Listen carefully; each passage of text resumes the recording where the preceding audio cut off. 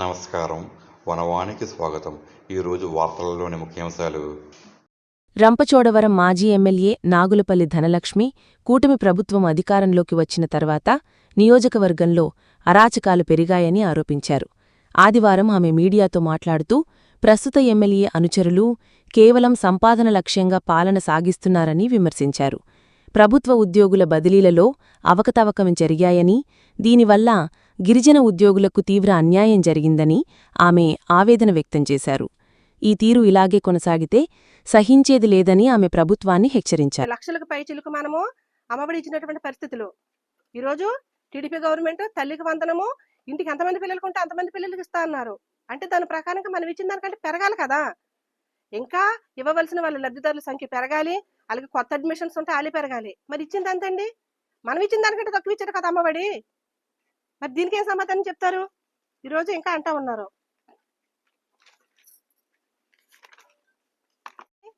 కూటమి ప్రభుత్వం అధికారంలోకి వచ్చిన తర్వాత పిఆర్సీ అన్నారు, ఐఆర్ అన్నారు, డిఎల్ అన్నారు.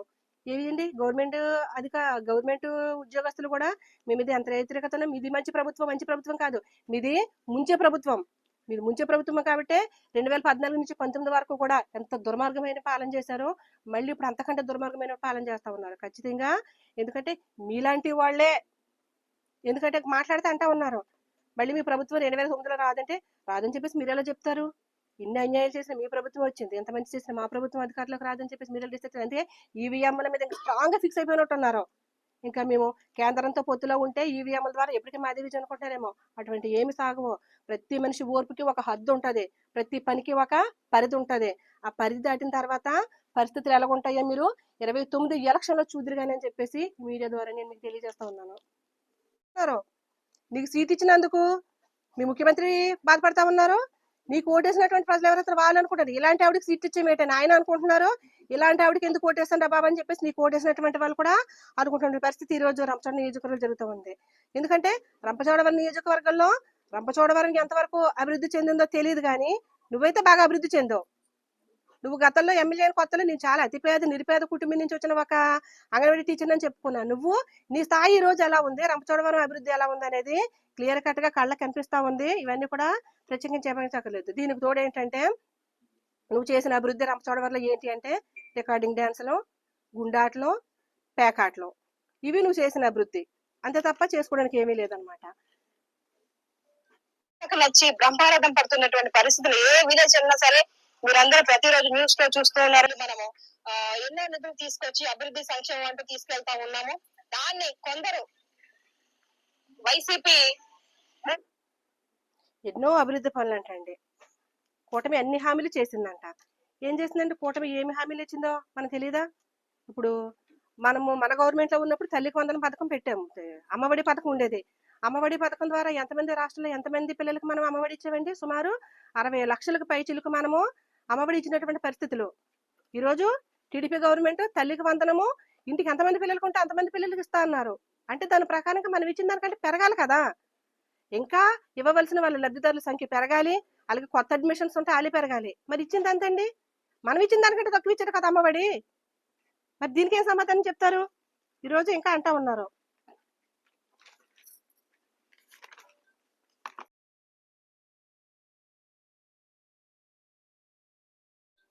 నమస్కారం అండి, నేను మీ రంపచోడవరం మాజీ శాసనసభ్యులు ధనలక్ష్మి మాట్లాడుతున్నాను.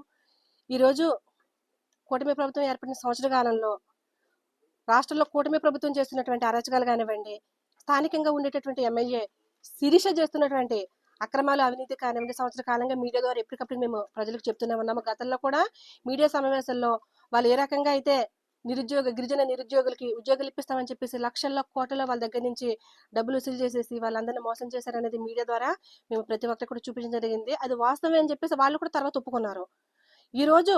ఆ రోజు అధికారంలో లేని రోజుల్లోనే అంత కరప్షన్ చేసిన వీళ్ళు ఈ రోజు అధికారం చేతికి వచ్చిన తర్వాత వీళ్ళ అన్యాయాలకి, అవినీతికి అడ్డుకట్ట లేకుండా పోతుంది. రీసెంట్ గా జరిగినటువంటి ఏదైతే అగ్రికల్చర్ డిపార్ట్మెంట్ లో ట్రాన్స్ఫర్స్ ఉన్నాయో, మన స్థానిక గిరిజనులు అయినటువంటి ఒక అగ్రికల్చర్ ఆఫీసర్ ట్రాన్స్ఫర్స్ కోసం వాళ్ళ దగ్గరికి వెళ్తే వాళ్ళు అతనికి ట్రాన్స్ఫర్ చేయడానికి లంచం అడిగినటువంటి పరిస్థితులు జరిగినాయి. దాంతో అతను వెళ్ళి స్థానికంగా ఉండేటటువంటి ఒక ఐఏఎస్ ఆఫీసర్కి ఆయన కంప్లైంట్ ఇచ్చారు. కంప్లైంట్ అయితే వెంటనే ఐఏఎస్ ఆఫీసర్ వాళ్ళ మీద ఎంక్వైరీ కోసం చేస్తానే ఉన్నారు. ఈలోగా ఈ విషయం తెలిసి ఆ గిరిజన ఉద్యోగి ఎవరైతే ఉన్నారో ఆ అగ్రికల్చర్ ఆఫీసరు అతన్ని తీసుకెళ్లి స్టేషన్లో కూర్చోబెట్టించేశారు. ఏ చట్టంలో ఉందండి? బాధితుడైనటువంటి ఒక నిరుద్యోగిని ఎఫ్ఐఆర్ లేకుండా, ఎవరో కేసు పెట్టకుండా, ఎఫ్ఐఆర్ లేకుండా తీసుకెళ్లి స్టేషన్లో కూర్చోబెట్టమని. ఆ విషయం తెలిసి ఐఏఎస్ ఆఫీసర్ ఎవరైతే ఉన్నారో ఆ పోలీస్ డిపార్ట్మెంట్ సీరియస్ అయితే, కేసు నా దగ్గర ఉండగా మీరే ఈ వ్యక్తిని తీసుకెళ్లి కూర్చోబెడతారు బాధితుని అని చెప్పేసి సీరియస్ అయితే అప్పుడు అతను బయటికి పంపించారు. అంటే వీళ్ళు చేస్తున్నటువంటి అక్రమాలు ఏ రకంగా ఉన్నాయి, సాటి గిరిజనులు అన్నటువంటి సానుభూతి కూడా లేకుండా వాళ్ళ ధనదాహానికి గిరిజనులు ఏ రకంగా ఇబ్బంది పెడుతున్నారో మరొకసారి తేటతెల్లమైంది. గతంలో ఉద్యోగాల పేరుతో మోసం చేయడం, ఇప్పుడు అధికారం చేతులకు వచ్చేసరికి ఉద్యోగాల పేరుతో ఇంకెంత దారుణాలు చేస్తా ఉన్నారు, ఇంకెంత అవినీతికి పాల్పడుతున్నారో మనం చూడొచ్చు. ఈ విషయం చెప్పడం కాదు, ఈ రోజు మనం చూసుకుంటే స్టేట్ లో కూటమి ప్రభుత్వం అధికారంలో వచ్చిన తర్వాత 164 మంది ఎమ్మెల్యేల్లో స్టేట్ లో కరప్షన్ లో నలుగురు ఫస్ట్ ఉంటే ఆ నలుగురు ఈవిడ ఒకటి ఉంది. ఈ విషయం నేను చెప్పడం కాదు, బయట బహాటంగా చెప్తా ఉన్నారు. వాళ్ళ గజెట్ పేపరు ఈనాడు పేపర్లో వచ్చింది. అలాగే కొన్ని మీడియా ఛానల్స్ లో కూడా చూపించారు. కూటమిలో ఉన్నటువంటి నలుగురు హై కరప్టెడ్ ఎమ్మెల్యేల్లో శిరీషాదేవి ఒకటని చెప్పేసి. ఈరోజు రంపచోడవరం చరిత్రలో గతంలో ఏ ఎమ్మెల్యే కూడా చూపించలేనటువంటి అవినీతిని ఈరోజు రాష్ట్ర స్థాయిలో రంపచోడవరం నియోజకవర్గాన్ని ఒక అవినీతి ఎమ్మెల్యే పరిపాలనలో ఉందని చెప్పేసి చూపించిన గొప్ప ఘనత ఈ శిరీష హయాంలోనే దక్కిందని చెప్పేసి నేను మీడియా ద్వారా మళ్ళీ ఒకసారి నేను ప్రజలకు తెలియజేస్తా ఉన్నాను. కూటమి ప్రభుత్వంలోని మనం చూసినట్లయితే 164 మందిలో 4వ ప్లేస్ అంటే మామూలు కాదు. ఇప్పుడు అవినీతి దాహం ఎలా ఉంది ఇక్కడ, ఈ అవినీతి ఇక్కడ ఎలా ఉందంటే, గతంలో అంగన్వాడీ టీచరు అసెంబ్లీ అన్నారు, ఈరోజు అంగన్వాడీ టీచరు అండడాల్లా తయారైంది. ఇక్కడ పరిస్థితి మొత్తం దందాలు, గుండాట్లో, పేకాట్లో, ఇక రికార్డింగ్ డ్యాన్స్లో, ఈ రకంగా నియోజకవర్గాన్ని ఏ రకంగా భ్రష్టు పట్టిస్తా ఉందో మీరందరూ కూడా చూస్తా ఉన్నారు, ప్రజలందరికీ కూడా అర్థమవుతా ఉంది. ఇకపోతే